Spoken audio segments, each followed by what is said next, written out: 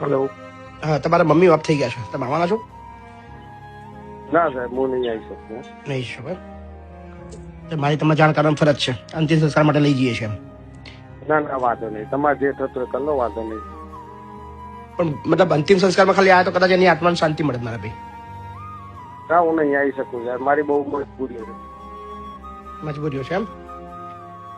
કઈ વધારે છે, હા ને ભાઈ? દીકરા સાથે વાતચીત કર્યા બાદ અમને આશા હતી કે કદાચ દીકરી આવશે. દીકરીને પણ ફોન કર્યો, દીકરી શું કહી રહી છે એ પણ સાંભળો. તમારી મમ્મી ઓફ થઈ ગયા છે. ઓફ થઈ ગયા? તો આવવાના છો અંતિમ સંસ્કારમાં? ના બાપુ, નહીં આવીએ. હા ને? તમારા ભાઈને બી જાણ કરી, એને બી ના પાડી. ના પાડી? એને મૂકવા કોણ આવ્યું હતું બાપુ? એ છોકરો ભણીને જ આવ્યો હતો ને, તો પછી એવું કીધું કે ડ્રાઈવર છે એવું કીધું. એ નહીં, એ તો હમણાં તમે સોમવારે છેલ્લો ફોન કર્યો ત્યારે ને.